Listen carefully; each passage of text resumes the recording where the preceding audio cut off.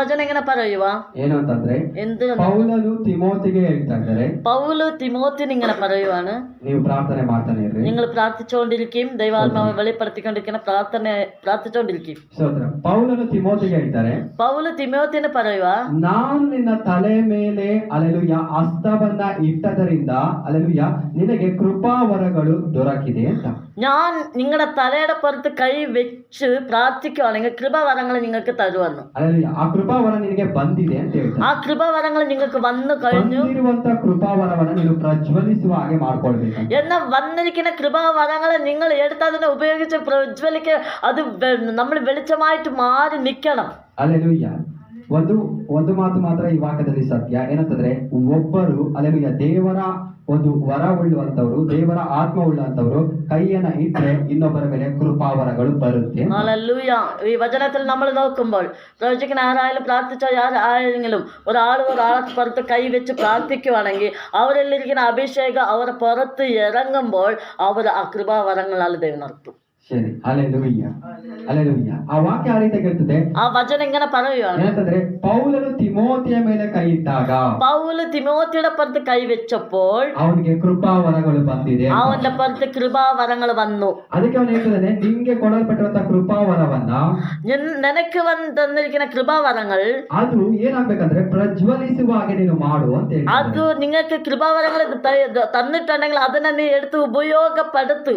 ಆ ಕೃಪಾವರವನ್ನ ಪ್ರಜ್ವಲಿಸುವಂತೆ ಮಾಡು ಅಂತ. ആ കൃപാവരങ്ങളിൽ തന്നിരിക്കുന്നതിനെ പ്രജ്വലിക്കണമെങ്കിൽ ആ വെളിച്ചമായി നീ മാറ്റി നീ ഉപയോഗിക്ക്. ದೇವರು ಕೊಟ್ಟಿರುವಂತ ಕೃಪಾವರವನ್ನ ಪ್ರಜ್ವಲಿಸುವಾಗ ನಾವು ಮಾಡಿಲ್ಲ ಅಂತಂದ್ರೆ ಅದೇನಾಗುತ್ತೆ ಅಂದ್ರೆ ಅದು ಕೆಟ್ಟು ಹೋಗುತ್ತೆ, ಅದು ಆರಿ ಹೋಗುತ್ತೆ. എന്നാൽ ദൈവം തന്നിരിക്കുന്ന കൃപാവരങ്ങള് നിങ്ങൾ എടുത്തത് ഉപയോഗിച്ചില്ലെങ്കിൽ അത് നിങ്ങളെ വിട്ടു മാറിപ്പോ. 2025ನೇ ಇಸ್ವಿ 3ನೇ ವಾರದಲ್ಲಿ ನನಗೆ ದೇವರು ತಂದಿರತಕ್ಕಂತ ಮೊದಲನೆಯ ಪ್ರವಾದನೆ ಮಾತು. ഈ 2025 മൂന്നാമത്തെ ആഴ്ചയിൽ ദൈവം ആദ്യമായിട്ട് എനിക്ക് തന്നിരിക്കുന്ന ദർശന പ്രവാദനയാണ് ഇത്. പ്രവചിക്കണ വചനം ദൈവത്തിന്റെ പരിശുദ്ധാത്മാവ് ഇങ്ങനെ പറയുന്നു, ದೇವರ ಆತ್ಮನೆ ಹೀಗೆ ತಿಳಿಯಪಡಿಸ್ತಿದ್ದಾರೆ, നിങ്ങൾ ശരിയായ കൈവപ്പ് മേടിച്ചവರ, ನೀವು ಸರಿಯಾದ ಕೈ ಇಡಿಸಿಕೊಳ್ಳುವರಾಗಿರಬೇಕು. നിങ്ങൾ ശരിയായ ഹല്ലേലൂയ ಪದರ್ಚ ಎಡುತ್ತವರ, ನೀವು ಸರಿಯಾದಂತ ಅಂದ್ರೆ ವಿಂಗಡವಾಗಿರುವಂತ ಕಾರ್ಯಗಳಲ್ಲಿ ತೊಡಗಿರಬೇಕು. നിങ്ങൾ ശരിയായ കൈവപ്പ് മേടിച്ചവರ, ನೀವು ಸರಿಯಾದ ದೇವರ ಸೇವಕರ ಮಧ್ಯದಲ್ಲಿ ನೀವು ದೇವರ ಕರಗಳನ್ನು ತಲೆಯಲ್ಲಿ ಇಟ್ಕೊಂಡಿದ್ದೀರಾ. ഹല്ലേലൂയ. ನೀವು ಸರಿಯಾದ ಅಭಿಷೇಕವನ್ನ ಹೊಂದಿದವರು, നിങ്ങൾ ശരിയായ ദൈവത്തിന്റെ അഭിഷേകം നിങ്ങൾ മേടിച്ചിട്ടുണ്ടാ. ಅದರ ವಿಷಯ ಏನು ಅಂದ್ರೆ, എന്ന വിഷയം എന്തെന്ന് പറഞ്ഞാൽ ನೀವು ಯಾಕೆ ಉಪಯೋಗಿಸಲ್ಪಡಲಿಲ್ಲ, എന്തുകൊണ്ട് നിങ്ങൾ അതിനെ ഉപയോഗം ചെയ്തിട്ടില്ല. ഹല്ലേലൂയ. പരിശുദ്ധാത്മ ದೇವರು ಪ್ರಶ್ನೆನ ಕೇಳ್ತಾ ಇದ್ದಾರೆ. പരിശുദ്ധാത്മാവ് ഒരു ക്വസ്റ്റ്യൻ ഇങ്ങനെ ചോദിക്കുകയാണ്, നിങ്ങൾ എടുത്ത പകർച്ച ശരിയാണ്, ನೀವು ಎತ್ತಿರಂತ ಆ ದೇವರು ಕೊಟ್ಟಿರೋ ದರ್ಶನ ನಿಮ್ಗೆ ಕೊಟ್ಟಿರೋದು ಸರಿನೇ.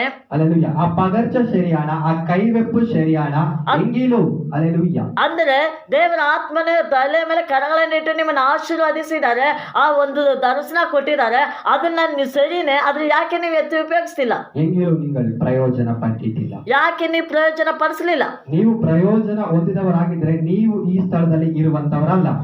എന്നാൽ നിങ്ങളെടുത്ത് ഉപയോഗിച്ചിരുന്നെങ്കിൽ നിങ്ങൾ ഈ സ്ഥലത്ത് ഇരിക്കേണ്ട ആളല്ല. ഹല്ലേലൂയ.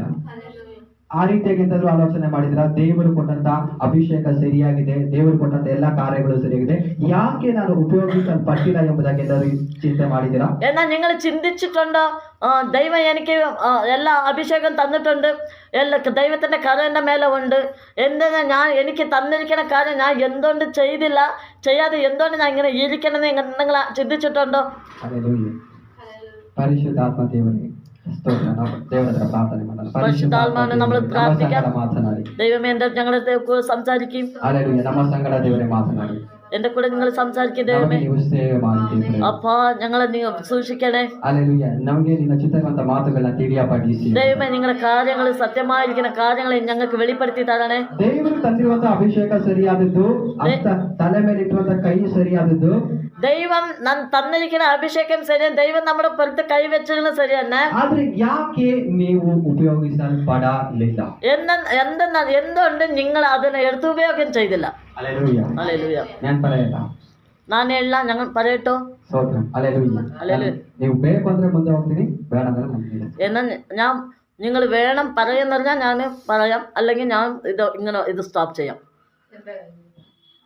ಅಲ್ಲೇ ದೇವರು ಕೇಳ್ತಿದ್ದಾರೆ, ಯಾಕೆ ನೀವು ಒಳ್ಳೆ ಅಭಿಷೇಕ ಹೊಂದಿದವರು ಉಪಯೋಗಿಸಲ್ಪಡಲಿಲ್ಲ? അപ്പൊ ദൈവം ഇങ്ങനെ പറയാണ്, നല്ല അഭിഷേകം നിങ്ങൾ പെറ്റിട്ടുണ്ട്, എന്തുകൊണ്ട് നിങ്ങൾ ഉപയോഗിക്കാൻ തുടങ്ങിയില്ല? ಅಲ್ಲೆಲೂಯ್ಯ. ದೇವರು ತನ್ನಂತ ಅಭಿಷೇಕವನ್ನ, ದೇವರು ತನ್ನಂತ ಕೃಪಾವರಗಳನ್ನ ಕಾಪಾಡ್ಕೊಳ್ಳಿಲ್ಲ. ಅದು ಆ ಕಾರಣದ ನಿಮಿತ್ತವಾಗಿ ಏನಾಯ್ತು ಅಂತಂದ್ರೆ ನೀವು ಉಪಯೋಗಿಸಲ್ಪಡಲಿಲ್ಲ. എന്നു പറഞ്ഞാൽ ദൈവം തന്ന ആശീർവാദം, ദൈവം തന്ന കൃപാവരങ്ങള് ദൈവം നിങ്ങൾക്ക് തന്നിട്ടുണ്ട്, അതിനെ നിങ്ങൾ സൂക്ഷിച്ചില്ല, അതുകൊണ്ട് ദൈവത്തിന്റെ പണി ചെയ്യാൻ പറ്റിയില്ല.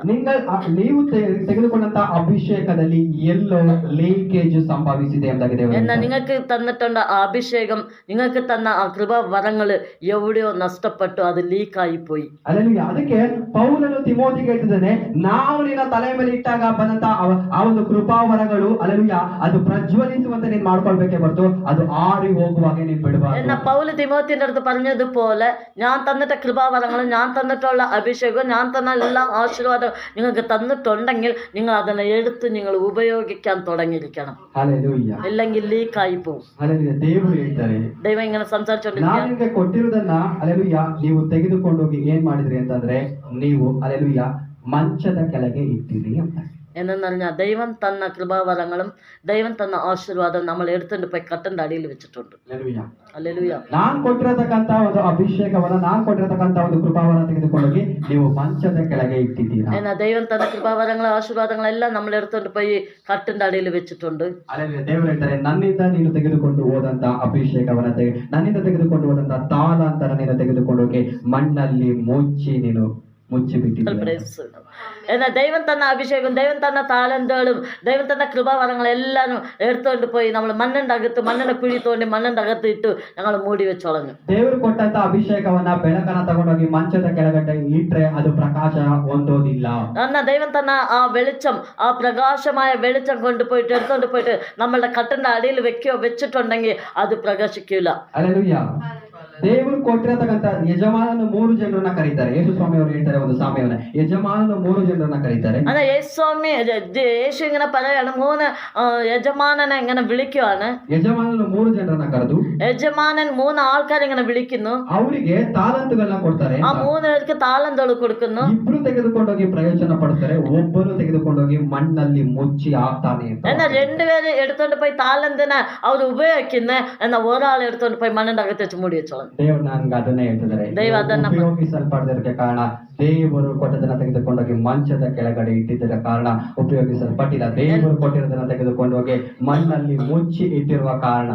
നിങ്ങൾ ദൈവം തന്ന കൃപാവരങ്ങളും ദൈവം തന്ന ആശീർവാദങ്ങളും എല്ലാം എടുത്തുകൊണ്ട് പോയി നമ്മൾ കട്ടിന്റെ അടിയിൽ വെച്ചു കഴിഞ്ഞു. അതുകൊണ്ടാണ് നമുക്ക് ഒരു പണിയും ചെയ്യാതിരിക്കാൻ പറ്റും. ಅದಕ್ಕೆ ವಾಕ್ಯ ಹೇಳುತ್ತೆ, ನಿಮ್ಮ ಕೃಪಾವರಗಳು ಪ್ರಜ್ವಲಿಸುವ ಹಾಗೆ ನಾವೇನ್ ಮಾಡ್ಬೇಕಂತಂದ್ರೆ ಅದನ್ನ ಕಾಪಾಡ್ಕೊಳ್ಬೇಕು, ಅದನ್ನ ಅಸಡ್ಡೆಯಿಂದ ಇರಬಾರದು. ദൈവം തന്ന കൃപാവരങ്ങളും ദൈവം തന്ന ആശീർവാദങ്ങളും എല്ലാം നമ്മൾ എടുത്ത് ഉപയോഗിക്കണം, അതിനെ നമ്മൾ ഒളിച്ചു വെക്കാതിരിക്കണം. ಹಲ್ಲೆಲೂಯ್ಯ.